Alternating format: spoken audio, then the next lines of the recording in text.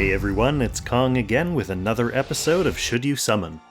As always, I'm going to be presenting high-level overviews to help you decide whether this banner is worth your hard-earned vouchers and crystals.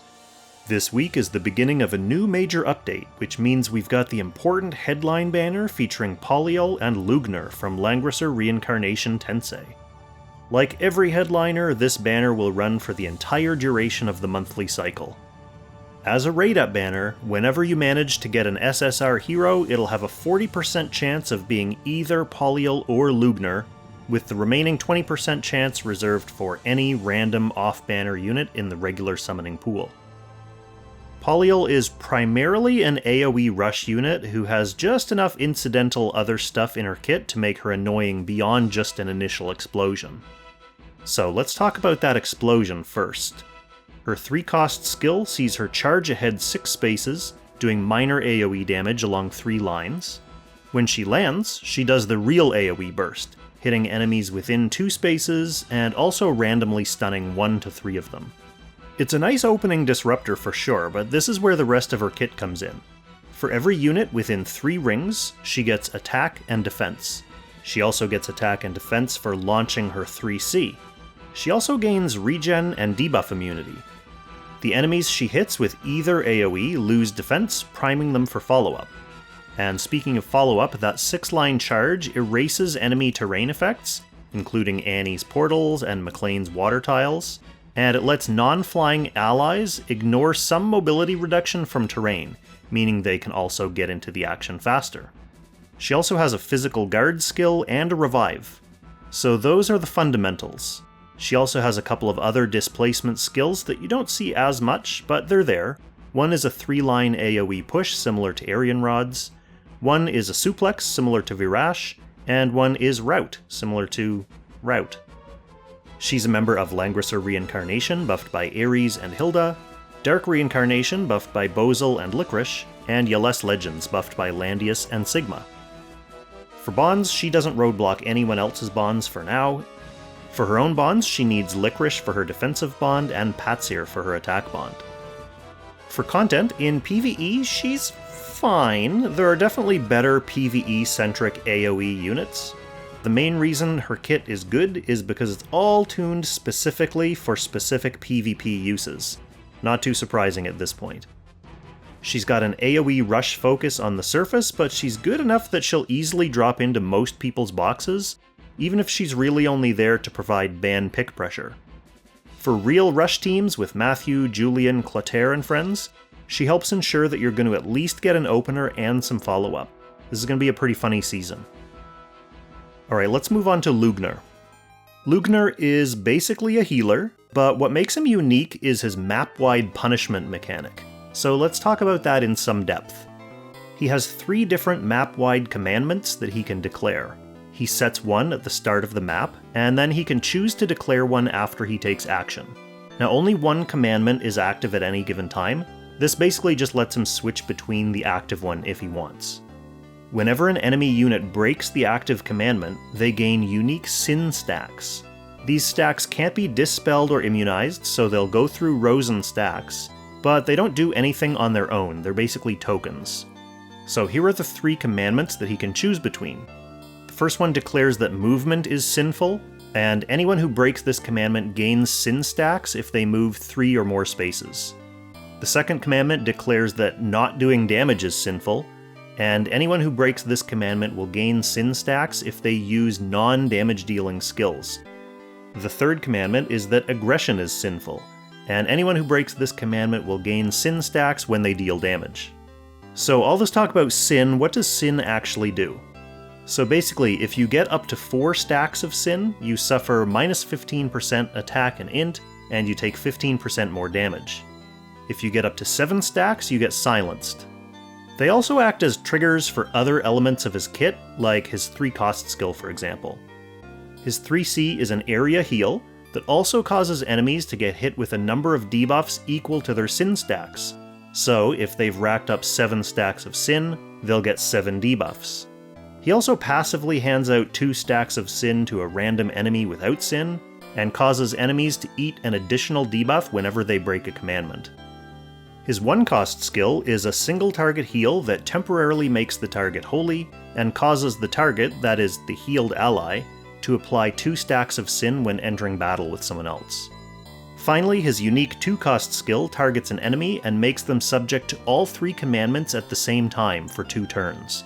Then if this targeted unit has 4 or more stacks of sin when they end their turn, they get stunned. Fortunately, there are ways to get rid of sin. If you don't gain any new sin stacks this turn, you lose 1 stack. And if you don't gain any new sin stacks for 2 turns in a row, you lose all your stacks. Okay, that's all kind of different than what we have in the game right now. I know it seemed like a lot, but once you know how it works, it's a lot simpler than it sounds. Lugner basically chooses a commandment. Breaking this commandment will increase sin, and sin causes some negative effects. He's a member of Langrisser Reincarnation, buffed by Ares and Hilda, Legion of Glory, buffed by Ledin, Elwyn, and Grenier, and Strategic Masters, buffed by Altemuller, Lanford, and Grenshiel. For bonds, he also doesn't roadblock anyone else's bonds for now, and for his own bonds he needs Light of Genesis for his defensive bond and Ares for his attack bond. For content, in PvE, he's functionally just a good healer with a lot of heals and medium utility. Kind of like Liana without the Act Again. The sin debuffs on normal PvE enemies aren't going to be super impactful for the most part, and bosses will be immune to silence and stun. He could be a grinder in Ragnarok of the Realms or Covenant stages where you need more healers. On the PvP side, the design philosophy behind his talent is clearly meant to give Lugner some control over the pace of the game. The enemy doesn't have to abide by these commandments, but they have to choose if it's worth gaining sin to do what they want. Rosenseal still counteracts the more devastating sin effects of silence and stun, but other than that, he's basically an annoyance. He'll most commonly show up in turtle teams with 4 healers, probably in Sophia's slot, but he could also be an interesting pick in other types of boxes for creative players. So let's go ahead and move on to the notes for noobs. Polyal is a big PvP threat who can either charge in right away and carve a path for the rest of your rush, or set up for a turn and make sure you're in a good position. Her revive and her guard mean she can also keep the team blending for a turn after you send them into the enemy's ranks. Easy must summon for AoE rush, pretty much a must summon for anyone who PvPs. PvE only players can manage without her. Lugner is a healer coming into the game when there are a lot of impactful healers already, so predictably, he's going to be most interesting for people who don't mind a lot of healers. That is usually turtles. I wouldn't say he's strictly a must summon even for them, but he is enticing. Any unit who does something unique can usually find a niche. The question is whether Sin is impactful enough on its own to give him that niche. I'll give him tentatively a good summon for general PvP rating. And finally, just my usual reminder about upcoming banners. We do have a couple of interesting but not exactly essential banners coming up for the remainder of this month. The featured Destiny banner du jour is going to be Betty, Helena, and Werner. The featured Raid Up banner Dijon is McLean and Transcender, so there's your 40% chance to pick up the excellent PvP staple McLean. The recurring banners during the final week are Renata, Listel, and Gustav, and Elwyn, Leon, and Bernhard. This update is also supposed to be peppered with some special banners. There's the usual monthly Langrisser 1, 2, and 3 wishlist banner, which I recently covered in its own video here. There's also supposed to be another wishlist banner featuring every hero up to and including Ashamar and Lostum. That's not exactly the freshest wishlist, but it would let you fill in some gaps. Finally, there's supposed to be a gear banner as well, featuring some gear, but most notably a fantastic new accessory for tanks.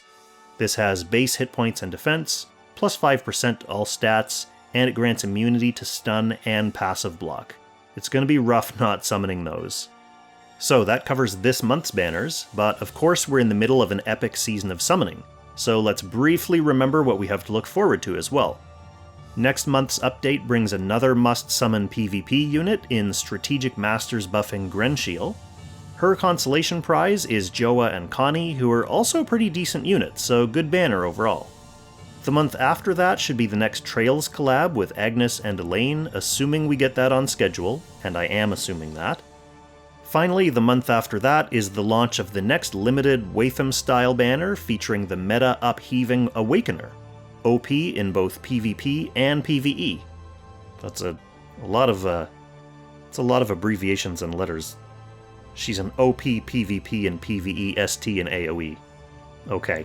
All I know is that people love great accessories, people love strong faction buffing brawlers, people love collabs, and people love overpowered limited units, so Wallet Coon crying. Anyway, that's it for this episode, so let us know in the comments or on the Tone Discord whether you're summoning here or continuing to save up. I will be summoning, of course, hoping for one copy of each, but not pushing hard beyond that. Thank you so much for watching, I wish you all the best of luck, and I will catch you in the next Should You Summon. Extra special thanks, of course, to our Langrisser tier channel members for generously supporting the channel directly. So shout out to Levitt, Derek, Kate Soon, Jared Portela, Jerome Meyer, Harambe, and Shara Ilimirius. And if you want to join the channel or even leave a one-off tip to help Wallet Coon stop crying, hit one of the many buttons or links below. Thanks everyone.